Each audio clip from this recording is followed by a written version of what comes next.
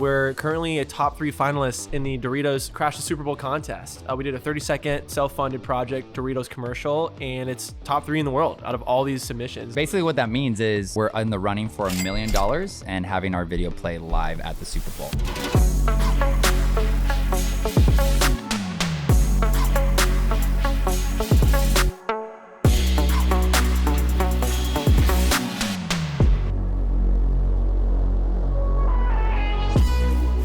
Ladies and gentlemen, welcome back to episode 143 of the 505 podcast. Today, we got 2 alumni back on the show. We got Nate Norell and Dylan Bradshaw. Now, they've made a Doritos commercial, and they have the chance to win $1 million. There was thousands of contestants. They made it to top 25. Now they're at top 3, and they need your help. It all comes down to who gets the most votes, so we need you guys to go vote for their commercial. We break down the entire commercial. They talk about how they made it, what went into it. It's completely self-funded. The commercial is absolutely hilarious. I can't wait for this episode. They got VFX breakdown. They got the pre-production breakdown. They even shot it beforehand on their iPhone. We go frame by frame. We break down everything today. We're revealing the curtain, and I don't want you guys to miss out on this, so go check it out. Let's get into the episode. 505 alumni. We got Nate Norell, Dylan Bradshaw back in the building. One-handed crack. Are you ready? I'm going to show you how to do it. That was the first. Start. That was the worst one I've ever done. That was a false start. Honestly, a false That was start. tough. That was horrible. That was tough to go watch. Go ahead. Come on. Give it to me.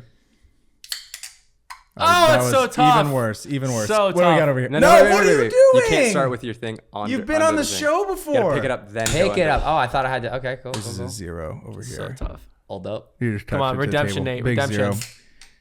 This is some of the. Oh! Now it's like, come on. Yo, was no horrible. crack. That was No. horrible. You touched the table. You DQ'd yourself. Wait, no, I never. I lifted You it did. up. No, I you did. you double. Can we tapped get a the review table. on that? 100. You went like Yeah. this. You went like this. And then you did it, dang. dude. Big 0 in Can the we corner. can we I fix this? save Can we that? fix this in post? Please save the episode. Wait, before. Nope. We know he wasn't going to save it. This is the worst score I've ever gotten. When I get myself. This is horrible. This is rough to watch, guys. Horrible. Oh, there we go. Once I got it, though. Absolutely horrendous from all 3 of you. 0-0 and a big mistake in the corner. We're saving the good aura for the Super Bowl. Exactly. What are we doing back on the show? This is kind of a crazy. We got both Episode. of you back on Yeah. together. Hey, I'll tell you this. Doesn't happen often. Doesn't happen often. Ooh. We called in a lot of favors to make this work. Wow. Yeah. Thank you. Had to push back a lot of programming. Oh, wow. Appreciate it. Welcome, boys. Appreciate Welcome it. back. Yeah, we're stoked to be back. And yeah, I mean, Nate and I teamed up for a pretty fun project. We're currently a top 3 finalists in the Doritos Crash the Super Bowl contest. We did a 30-second self-funded project Doritos commercial, and it's top 3 in the world out of all these submissions. And Basically what that means is we're in the running for $1 million and having our video play live at the Super Bowl. So they got to buy the ad for you guys. Yes, they'll be paying. I think it's a lot of money to show 30 seconds of the Super Bowl. oh yeah, so yeah, it's going to cost them $7 million to show this ad. For 30 Wow. seconds. For 30 Yeah. seconds. Yeah, we looked into it. I thought it was $3 million. No, even Yeah. crazier. $7 million. Should we watch the ad? Yes. Yeah, Okay, let's roll do it. Aliens.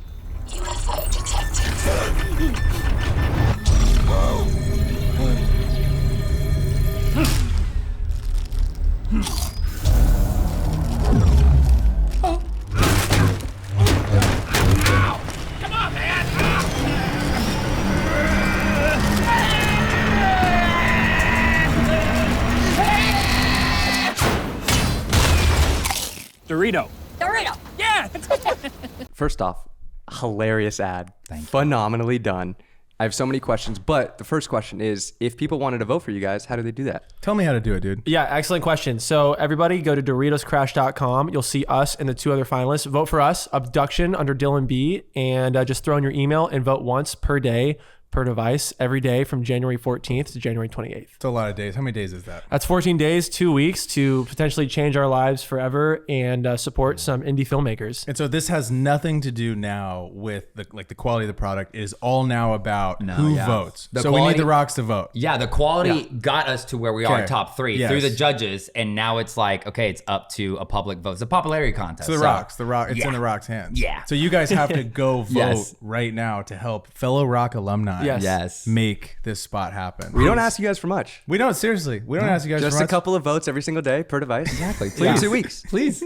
Okay, I want to break this down, and I think that people are going to love seeing how this thing was actually made. So should we go through like frame by frame, and I want to Dude. know the nitty gritty. We got some nitty Yeah, gritty. You're totally. gonna tell me nitty gritty stuff. I love this stuff. Okay. Yeah. Okay, you ready? The film You student. want us to just rip away like telling you some facts, or you have some questions? I mean, I'm gonna have tons of questions. Yeah. Right off the bat, how is all of this stuff real? Is this Dude. stuff fake that's going on in the background? So basically, our art director Teddy, who's incredibly talented, we were like, dude, we want to work with you. We want to bring you on this project. He was like, I love you, boys. Let's make it happen. And then we're like, hey, we're one of these vintage things. We're kind of going for like a 90s vibe. Was that the right 90s, 80s? Yeah, like 90s. Our biggest inspiration was Stranger Things. Yeah. I'm a big Steven Spielberg fan, and we just wanted to make something that was just exciting for us to watch too. And we were like, oh, dude, aliens, like no brainer. You know, we had 50 plus ideas too that we were cooking on, and we just landed on this finally. So my question is like, there's so much stuff with the aliens and the UFOs going on right now. Did that have any influence on why you went with the alien theme? It's crazy. The alien stuff wasn't a thing yet on the news when we were writing and shooting this. So Storm. That's because I called one of my extraterrestrial friends through a radio signal. It got him. No. Yeah. So it was just pure coincidence that it just lined up with the news. Just crazy how it all worked out. So we have a lot of practical lights in this scene, right? What's the lighting of the actual set? So do we have like a warmer light over here, and then you have like a backlight, or what's the situation? If I believe correctly, Dylan, we have a light hitting kind of the ceiling behind camera over here. Okay. And then we actually have one kind of being a backlight over his head, like a backlight. Which is this little warm light that we're You getting. can see the rim light. It separates him from a darker background. Yep. And we watched a lot of breakdowns on Stranger Things and just how to achieve that specific look. And they really love having the subject pop brighter than the background's composition. Okay. And then the lights in the shot are practical, and they actually are hooked up to flicker. To give it a little bit. 100%. Yeah. Oh, wow. We about Okay. the.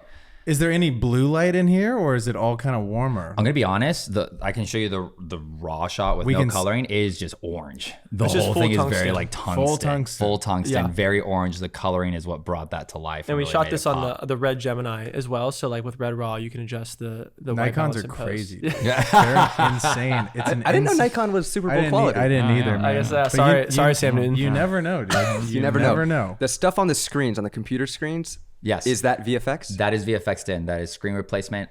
Basically, the monitors weren't working. But yeah, basically, our guy got all that equipment for $400. Wow. Off Facebook Marketplace. Yeah. The guy was like, I'm just take it all for $400. And so did you guys have do you have like a mood board of all this stuff Yeah. before? Okay. Oh, so 100%. We okay. did a bunch of brainstorming, like, what's the look? Because Dylan and I realized for us to pull off this project, like, to the best that it has to be, we have to get to set with no questions, like, asked. Like, us not having, like, wait, when does the light, we went over every detail, like, on what shot does this flicker? When are we going to have this come in? We even got to the point where we, instead of shot listing, we just shot it with our iPhone and did a mock-up. Yeah, you had it one by one, right? One by one. Dylan was like, oh, well, let's just brainstorm. I'm like, well, what if you just like held an iPhone, just got the shots, kind of just like, Zach Kinged it, basically you just run with it, make it happen. And we then had our shot list because we figured out the shot on the way. And then we basically just copied that. And we just had to say, when does the light flicker? When does this come in? When does the beam zoom? Like, we're trying to imagine the things so that when we get to set, we're not discussing and maybe disagreeing on something creatively. We've already done that prior to the set. So you guys are both King Studios alumni. Was this something that Zach would always do, where he would film it on like a phone or like a lower budget camera? 100%. Always. Every project he does, it's called the mock-up. It's like, hey, send me the mock-up by end of the day. It's basically like you're shooting it. And so they all look really funny because there's like nothing in there. They're just like walking around, hey, what? And whatever the idea is, and they don't have anything. Yeah. And I feel like a big issue that filmmakers run into, especially independent, is like getting your vision executed the same way that you imagined it in your mind. Yeah. And I think one reason why I'm really proud of this project specifically, like, yes, the Super Bowl contest is insane, but also for a portfolio piece, like to see how similar this is to the mock-up, like a one-to-one execution.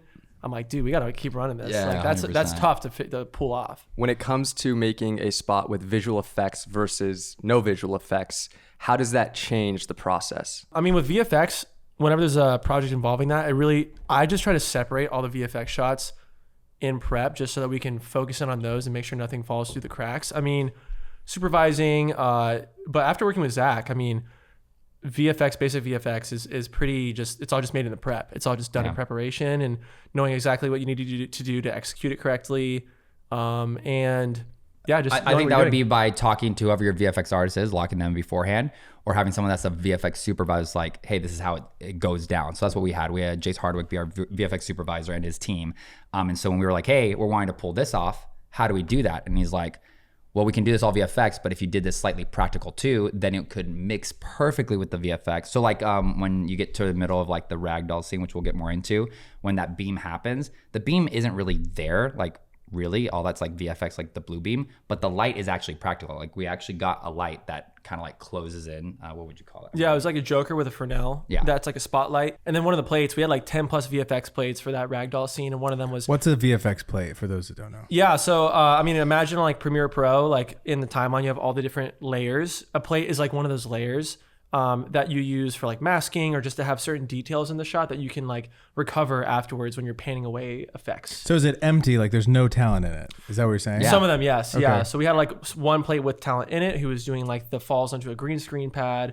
We had like a whole 3D scan of the talent as well. Then we had like a clean plate of just the location lit. We had a clean plate of the location lit brighter. So then we could rotoscope the beam if we needed to throughout to make it like more intense.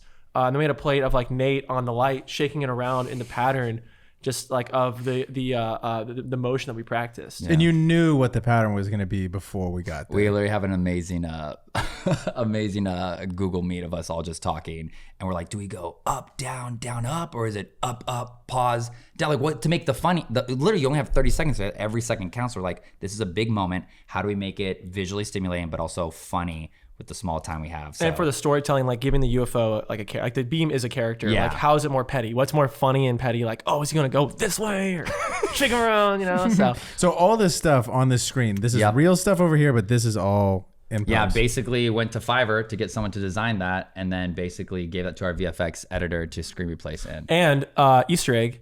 The bottom monitor right here that's also in the first shot is the OG Doritos logo, but it's animated like a radar beacon. Didn't even catch that. I know. Yeah. Well, yeah, it's a little Easter egg. Just a little Easter egg, you know. You bring up that you have only 30 seconds. So can you talk to us about the challenge of putting together a full story just within 30 seconds and making every frame count? Incredibly challenging. That's why I would totally suggest doing that mock-up, because in that we realize, oh crap, we do not have enough time to like fully potentially execute this the way we thought. So we get to have a little edit. It's hard, man. You realize really quick between creating an idea and then doing a mock-up, like what that really looks like. It really just brings it to reality, out of your head into like reality. And you're like, okay, wait, hold up. Because we had an idea for this one prior that was like way longer. And we're like, we could fit in 30 seconds. And then we started shooting. And we're like, oh, no shot. This is like a minute and a half. And it just like blew our minds. We're like, okay, we need to like simplify the story. But the simpler you go, you feel like you don't really have much of a story. But we were able to like work it out. To be honest, we had a friend that helped us brainstorm with this. Shout out to Jace Hardwick. That's why I love just having awesome creative friends and just people you can just toss ideas with. Where we were like, here are 3 ideas. This is the one we like the most. And then he was just like, he literally had 5 minutes, like right out the door, like, hey, really quick, this alien one. He's like, you know what'd be really funny? If like the guy just got like tossed around in the room, and then just that totally shifted everything we did to this whole like focusing of the beam fight with the alien, and then it just totally made it what it is. So we all kind of came together, gave our little spics and specs. Yeah, I mean, it takes a village to do this stuff. Spics and I was like, look, Nate, we got the spics, you got the specs. We should code like this. But Some yeah. people got spics, some people got specs, you know? Yeah, we had a great team, like Jace Hardwick and Teddy Valentovich, Dave Cortez, our DP, all fantastic. Yes. It was like 15, 20-ish people, counting production and post. And all of them are friends of ours that have worked with us on Zach King projects, on my Skinwalker short film. And just, we wrote for what we knew we had. Like we had access to that cabin from Skinwalker. Shout out Tony Snegoff, great stunt coordinator for owning that property. And other friends of ours who just believe in us and believe in the vision and see excitement of us wanting to try and just put ourselves out there with this big swing of a contest submission. And just through having fun and just enjoying the process, we were able to make something that hopefully can entertain all of America. Yeah. Do you shoot in order? No. We shot out of strategy of energy levels. So basically, our actor, amazing guy. Yeah, Michael Strassner, awesome guy. Love him, incredible, was perfect for this. We also have to realize our actors come on set doing a lot of big stunts as well, and we want to make sure, like, since we're doing an all-night shoot, we did it all in one day, basically shot from 7 p.m. to 4 a.m. or 5 a.m. Yeah, we It was like did not sleep that night. Yeah. You just want to keep track of that, and so you want to keep the simpler shots towards the end, where like the first 2 ones that we did was it was the ragdoll, and then it was the dragging out the window. Yeah, like hanging up on the wall. Yeah, because with like narrative projects, your actor, like you got to save those big emotional pieces or big like physically strenuous pieces in the beginning. because you can always just pick up the B-roll shots or like quick Yeah. shots after the fact. He's just got to walk around, but you just want to make sure that he brings the energy, because having that energy on screen translates big time. I mean, I think the casting and his performance is a big aspect for how fun this ad turned out. So with this specific shot right here, where we have this window that's like blown out, and then we got the Dorito levitating, how do we execute this specific shot? You don't have a Dorito bag because that's VFX did. Ooh, wow. Yeah, so that's a fake 3D bag. model. God, the it looks bag. good. 3D model. Our VFX It team even's got little killed it. crinkles in it too. Yeah, with a product commercial, you want to make sure that the product is like perfect. Yeah. Like it looks fantastic and the colors are vibrant. We even had a colorist go in and adjust the reds to reference not like a Doritos bag in that lighting, but a Doritos bag on Google Images. Yeah. Like how would you see a Doritos bag when you're buying it? Yeah. So we had a fake bag, multiple plates here of like a practical light coming through the window. VFX of like the swirly magic coming in from the UFO just to give it that extra oomph and character. I really was a big advocate for having the dust kick up from the table too, so you can feel like the weight of it, like kind of magical. Yeah. And then Michael just had like an eye line. I think we were holding like a tennis ball. I just had our hand out. Yeah, He we was just did watching. our fist. We're like, Yeah, and he just had to watch us. So he's like, because it would look goofy if he's like eyes away from the Dorito. Yeah, exactly. Yeah. So there's a lot of moving pieces and like wind blowers and dust kicking up, haze machines. I mean, full crew to make this one shot happen. It's like a second long. Dude, it was so funny. We actually had to like, when we painted the chair out, we had to extend his behind literally just to make sure that looked natural, like no uncanny valley. Like every little detail like that can take away from the experience. Wow. And then this last shot too, yeah. So we had an alternate ending as well. Oh, here's the original mock-up. This is the original mock-up. No, you want the original? I just downloaded it. So when we shot the original mock-up, it was in Nate's living room just because we had to see, is this going to fit into 30 seconds? But then after the original, we went back to the shooting location when we scouted to make sure that all the shots could work in the layout of the building. So again, one of those shots we cut because we're like, okay, it's taking way too long. The continuity's kind of weird there. It goes from And then we The had him initial coming closer idea to was the it like camera. being a whole thing, but realized that would be too long again. So we had to adjust. muscles popping. Yeah, so Nate worked out right before. Yeah, I did about 20 Barely push-ups. has a pump.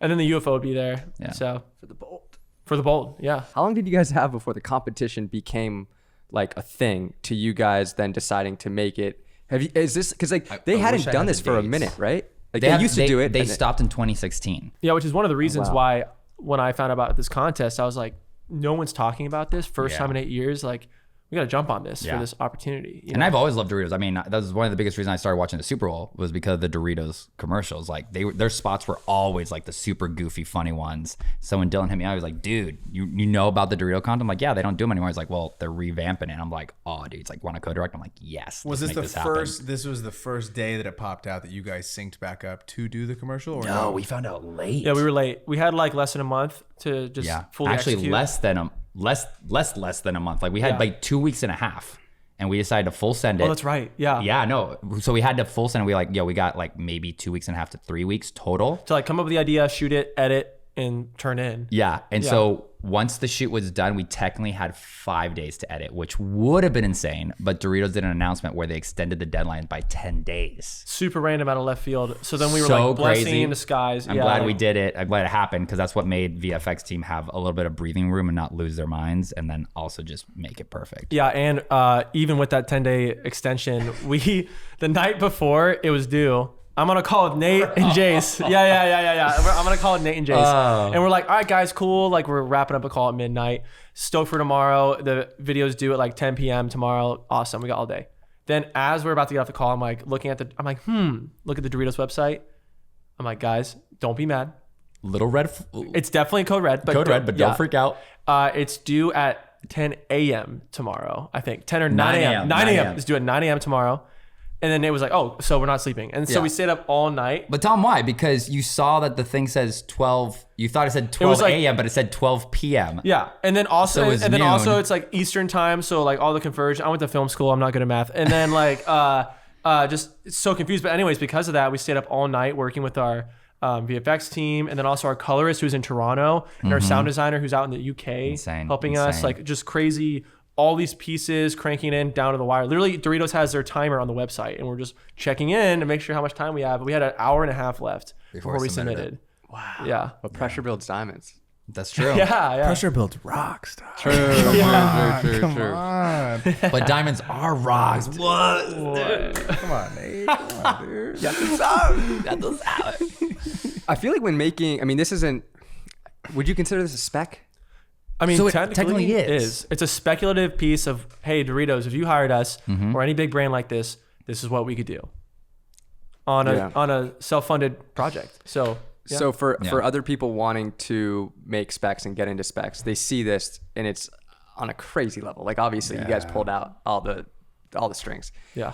What advice do you guys have for people wanting to make commercials, get into more narrative pieces and make pieces or make commercials like you guys did? Well, I'll start off with saying, do it with people you love, man. Doing it with friends. I think Dylan and I collaborating on this was just huge. Like we just flowed so well. Like we've been also nonstop together for the last like 3 months, just trying to prep for this, shooting this, editing, and then getting it out and whatnot. So it's been the same time, but I think that is also what's like the beauty of filmmaking is like when you get to make things with your friends, that's like the dream. So I would say start with that, and I'll let Dylan take over here, but the community and like who you meet along the way, who you befriend, who you just like stay connected with this. I think this video would not be what it is without the crew that surrounded. I want to give them such a shout out and honor because I mean, such talented people came around us to make this happen.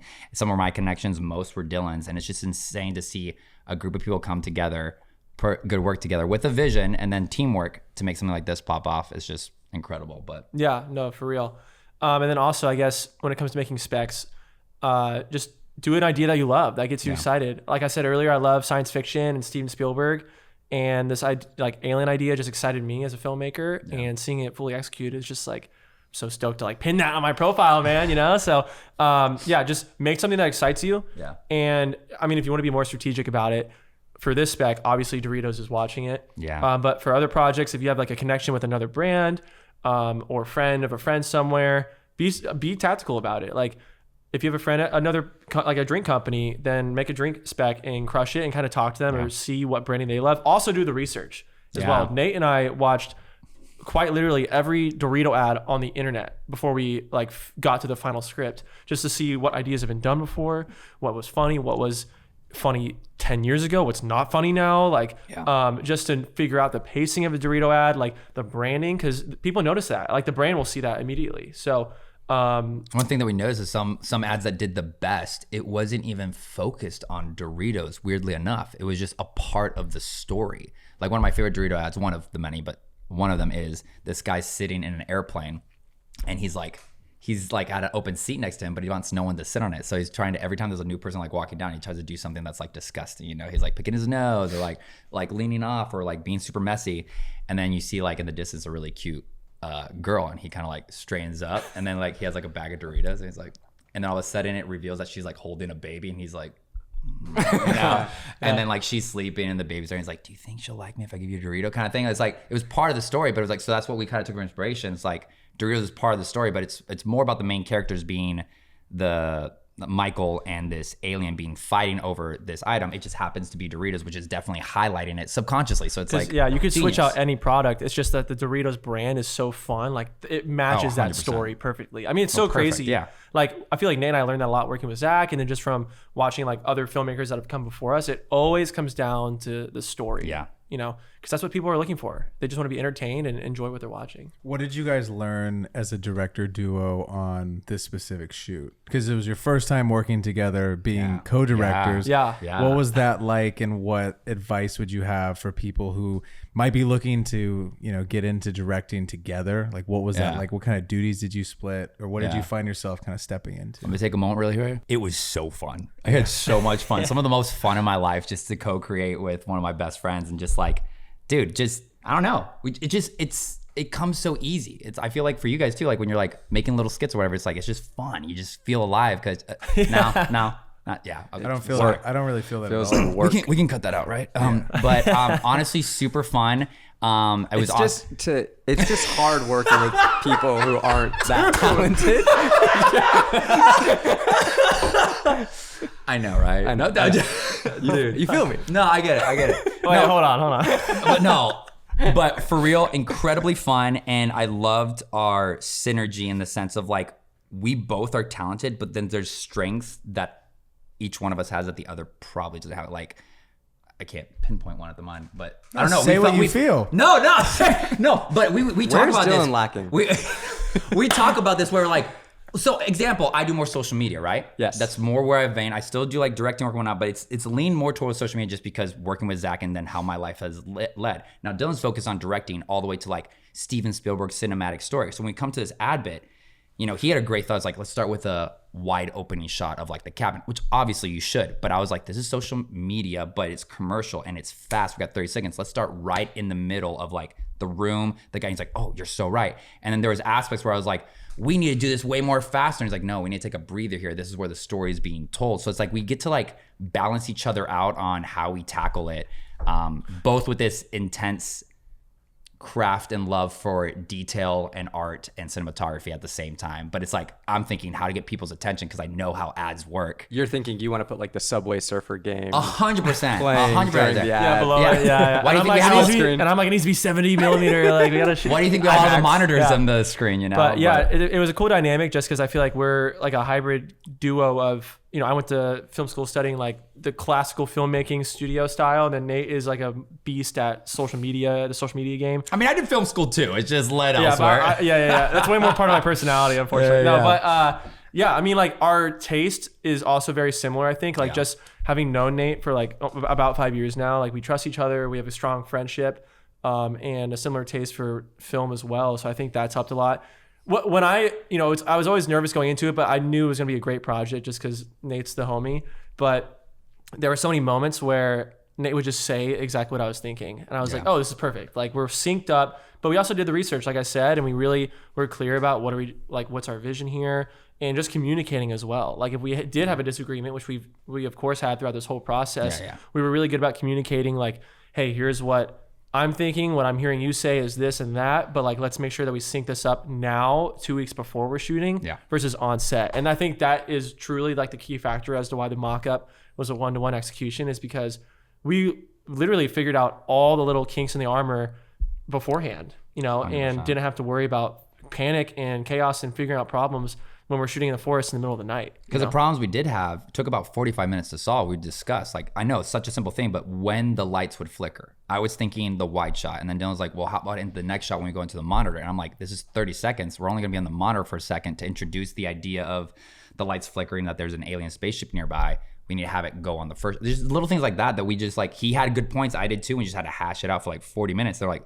thank God we didn't do this on set while everyone's watching 2 directors bicker. You know, you just had to hash it out and put the work in, where I know others might not, or be like, oh, we'll figure it out. No, do the work. Like literally be in your living room and be like, okay, this is the shot. This is how I'm imagining it. And he goes, wait, no, I was thinking this. I'm like, well, how about, and then do it. Just hash it out so when you get there. There were no questions. We knew exactly. We even talked to the VFX people and even the actor.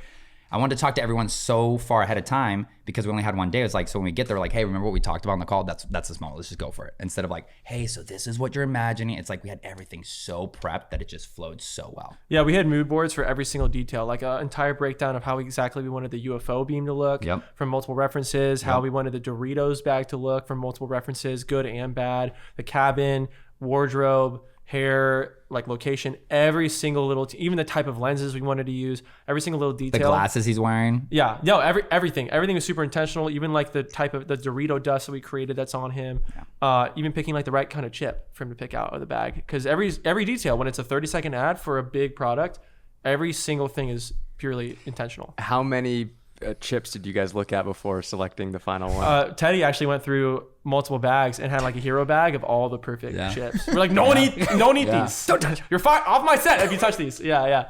So what glass did you guys end up going with for the final spot? oh shoot, that's a great question. Yeah, I was gonna say Dylan. I think it was the Viso Primes, but I'll have to check with Dave on that. Yeah, but Dave. But it was we were pulling once again inspo from Stranger Things. I mean, they only shot at like a 2.8 f-stop max, and like use like egg crate lighting fixtures to like help the subjects pop from the background, and they actually use older cameras to get that like vintage aesthetic because of the sensor. I think they shot season 1 of Stranger Things on like the Red Dragon, and so we were like, oh, let's just do it on the Gemini. It's another DSMC2 camera, great in low light, just to get that aesthetic for the commercial. The punchline at the end where the alien and the actor are sharing a chip, That was you. I'm the alien. Yeah. Fuck yeah. So you guys talk about like you guys watch a ton of Doritos commercials. I feel like the punchline is like the thing that makes Doritos commercials 100%. like separate from all the other commercials out there.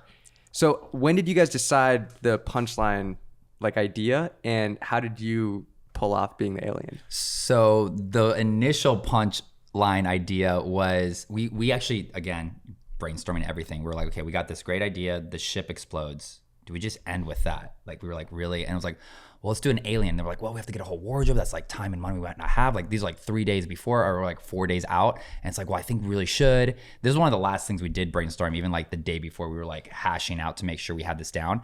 The initial idea, again, not great, we realized, but the initial idea was, you'll see in my mock-up, I'm like leaning at the same chair that it like starts off in, and like I'm looking up. So the idea would be like the head of the alien's like mantled on. Like he got him. For like He got a full him. story of that character. It's all story based. Yeah. I did it out of story, guys. It's based on his characters. Like he won the battle. He murked the alien. Yeah. But it wouldn't be gory. There wouldn't be blood. It'd just be like nicely Just like his put head. up there. Yeah, just Put his up- head. But, like, just his but, you head. know, if you But have he's a- an yeah. alien conspiracy theorist. What a great full round story for like yeah. him. But then we realized like, well, aliens kind of similar to people, and like also you don't want to hurt someone. Also, it's an ad, and so we're like, well, do we just end with the explosion? The other one was like he would walk out like to look at the explosion, and the bag falls back in his hand. He's like, ugh.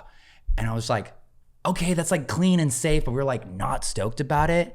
And they're like, well, what if they're just like sitting on a log, watching, the ship burn, which like you don't see it, but there's like flickering lights.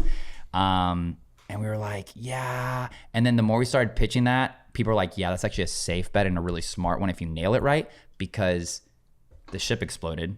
That means death on whoever's on that ship. And so if we show the alien, it means like, hey, he didn't die, and it keeps it more. It brings it back. So in this ad, we always felt like we were pushing the envelope slightly, just a little. You have an explosion. Someone might not like explosions for some reason. I don't know. Or what else was it? There's the like, guy getting banged around. Like we were violence and stuff. Violence, but Yeah. we're trying to, we tried so hard to make sure everything that was action-packed was comedically done. Like the way he's ragdoll is almost like Very Looney Tunes. Pixar Looney Yeah. Tune. Even the explosion, it's not like super realistic. It's like a chip breaking. It goes, it's like comedic Yeah, beats. like the Rule of Three. Yeah, We're trying to make it goofy as possible. And then the ending, we had a different version where it's like the alien's kind of like just kind of upset. He's just like this, and he's like eating the chips, watching the fire, and he goes, "Oh, you want one?" And the alien kind of looks at him like, really, dude? Or even just talks, and he goes like, "For real, dude?" And then like looks away. Yeah. We did a couple of those, and Dylan's like, "It's just not hitting, bro. We need to do something different." We just like riffed a bunch, honestly. Like Michael's a great comedy actor as well, and we just had a ton of different versions, and eventually we got the crew to start laughing at a couple, and the Dorito one just like hit different, honestly. So we're like, oh, how about you share the chip? And it's like you're teaching how to say Dorito. It's like Dorito. And it's like Dorito. It's like, yeah. And then we just got 3 of those, but the first one was the best take, and we just went with it. And it was like perfect for also like the 30 seconds because we just didn't have a lot of time, so we just chopped it in, done. And what we love too is like the ad barely has any dialogue. Like anyone in any country can enjoy it. And the like only 2 words in the entire ad are aliens or UFO detected, right? It's UFO detected, but the only spoken line is Doritos. Yeah. So it works out for the branding. Yeah. What was the 3-beat thing that you mentioned just like a second ago? You said Oh Can I yeah, tap on Explain that to him. Yeah, first. could you so explain explain that. to the We all know Explain the to the 3 beat people. with Yeah, yeah. explain, I mean, explain. like Rule of Three. Costas needs. we get it. Yeah. Us 3. Wait, no, we know. 3. Costas- Yeah, no, we Yeah, get it. Costas Explain needs it to Explain to Braden. them. Costas Yeah. needs to get it. Yeah. Oh, explain to Braden. Yeah. Yeah. So yeah, I mean, Rule of 3 is like usually in a joke or in basic storytelling. There's like there's the setup and then like the fake out, I guess, and then the punchline. Like for typically with a joke, there's I mean, it's for him. Don't look at me. oh No, you're telling me. yeah. Sure. yeah. So, but like for example, Nate like doesn't know what it is. No, I know. well, I mean, like on a micro and a macro level, most stories have like a rule of 3, like obviously beginning, middle, end, or like 3-act structure for a story. Like for the joke of like the UFO, it was like the of the Doritos shooting out, and then the UFO, and then the explosion. So I you fought feel for that. that. Yeah, I fought for that. They're No, I like, love that. it's like, no, I know, but like other people like VFX, and I was like, oh, should we do? I was like, I just think it's got that bing bang bah, and it's like, and it's like comedic, and I was just like, it's gonna help this be goofy and fun, but also super epic. Because the first pass he showed me was like realistic. I mean, like explosion, it's like fading in the background. we're like, and he I, died, I he's was like, dead. bro, it looks so good that it's not funny and makes me go oof. Yeah, that was like a Transformers. And then I did what explosion, yeah. every director does. He's like, here's version 1. I'm like, we need the explosion to be bigger. And he's like, here's version 2. I'm like, I need it bigger. And he's like, Nate, I don't know if my computer can handle. I'm like, it better make it bigger. And then he did, and I was like, there we go. But it was like really small in the background. And I was like, make it bigger. Yeah, I think he was rendering that Bigger's for like not always better, a day. but We're like, yo, we need that explosion to be at least 2 inches bigger, dude. how many times did Nate recommend, dude, we should make it a loop? Oh my God. No, that was the Not only rule. once. That was the only. And then they play it forever on the Super Bowl. And it's billions of dollars. Yeah, Watch time. yeah. But even whole half. but even with the ad too on a macro level, like Wait, really quick. What if it ended? He goes, all right, see you later. And he walks into his room. Yeah. Aliens, they just Could loops. make it a loop. and then it's loops. vertical on TikTok. It explode. yeah. Done. And then Among Us is there too, dude. Stop. No, but Did you make a vertical version too? No, it's kidding. super I hard. know. yeah. Unless we use AI to extend it, yeah. which we should probably do that. So wait, tell me about actually trying to get more people to watch this after Yeah. and go vote for you guys. What are some of these ideas? Because now, like, we have it, people are going to potentially vote on it, right? Yeah. Go vote on it. Yeah, please. But now what happens? How are we actually going to get people to see the spot? Because Well- if you guys posted the spot raw just to the feed, Yeah, we have. We posted the spot. You can check out all of our organic content is going to be on our Instagram accounts, TikTok, YouTube. But yeah, it's the vote. The main voting is on DoritosCrash.com. You can see the ad on YouTube as well, linked through their website. But yeah, I mean, mainly just following our accounts because we're going to be sending out daily reminders for everyone to be voting for us. And yeah, we just need people to show up, honestly, and just tune in every day. Yeah. But what about for like this specific social stuff? So for the social media thing, we realized like, okay, we're trying to get the word out to as many people as possible. Hence why we're here a little bit. But we're trying to like basically get the word out. And one of the social media strategies is just like making a ton of social media content, whether it's like direct being like, hey, go vote for us, or it's more like doing a trend and then having like a Rick roll moment, like also like vote for us, or a skit. One of the things that I'm doing is filling my room with Doritos per like share, like, or follower that I have. And so basically I am currently covering my room in Doritos completely. Not filling it up, but just like super gluing it to the wall, which is worse because I'm gonna have to repaint it completely. Yeah. But- And then while Nate is destroying his room, we'll also be posting behind the scenes content. What makes pieces on the internet go viral? The hard part of this is we're asking people for favors. Like when we say, hey, go vote for us, as a content creator, like, or anything, a product or anything, you have to give back to people. And when it comes to virality, mine doesn't really have an end objective except to make you laugh. So my viral videos are just, there's nothing tied. There's no like brand or anything. Some have brands and it's like super like product placement type vibe. But for this one, it's like, okay, we need people to vote for us, but how do we give back? We really do want to give. We don't want to just ask. So we're trying to really make sure every one of our posts are either highly clever and edited with information, or it's very funny. It's a joke that's funny with like the message at the end, or it just brings traffic to our account. My whole idea with me, you know, covering my room with Doritos is it's a pain for me. And you get to watch that. And also, you know, there's a journey. Like if I have 5 Doritos on the wall, like my first video, I don't know how many I had, but had Doritos on my wall. You see that, you go, I'm gonna stick around to see this room covered because he said he's gonna do it, or else he's a liar, which I'm not. And it's like, if I follow him or like this post or whatever he told, I don't remember. I think I'm changing it each video, but for like every share, every like, they go, oh, my one act right now can affect this dude for doing a chip, because we can't track their voting. I would love to say per vote we're putting a Dorito up, but we can't track that. There's no metric to track. So my main one right now is having people share the video, so that'll help it go viral to get the word out. And while I'm filling my room and like, hey, the reason why I'm doing this is because we did it, please go vote, whatever. But weirdly enough, things that go viral like that strategically is when you are giving to the people. So whether humor or their direct action can, I don't want to say cause you pain, but like that is, I was like, oh, I'm like making you suffer. Because again, a lot of things that I've told you guys this, the reason I know social media well and why I have gone viral is because I haven't copied. I've just seen what else has gone viral and put my stuff together. Back in 2024 in January, a bunch of Instagram accounts would do this. They would start fresh and they would go, day one of getting kicked in the shin for every like this video get, or every follower. It'd be follower just to blow up account. And you would scroll over to see, okay, let's see how many followers this guy's got. And then it's got 2,000. You're like, oh, it's going to get hit 2,000 times. Or to go to like 40,000 the next day. And you're like, this dude's cooked. And I'm being honest, I think I saw the other week, one of the dude's video, he's still going because he like blew up and he was like, he cut it off at some point, but he's like committed to the bit, you know?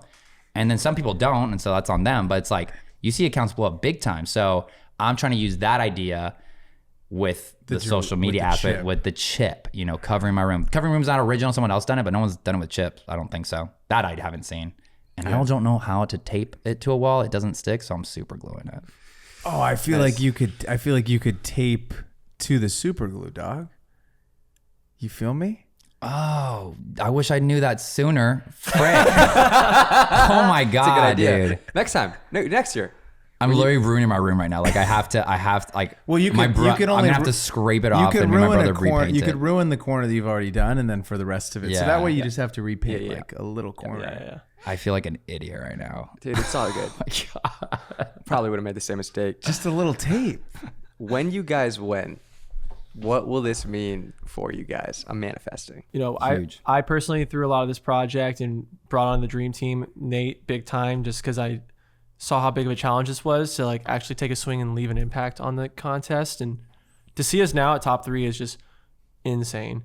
And for us to be here, it just validates my belief that if you just like stay focused and driven and you throw everything you got, financially, mentally, spiritually, like, and you surround yourself with people who are going to be there for you and have your back no matter what, even when you're at your lowest low or your highest high, it's real. And like, you can make the dream come true. Like for us to be in this, like, it's insane. And even if we don't win, like, dude, like the opportunities that could come from this, just younger Dylan and Nate would be ecstatic right now.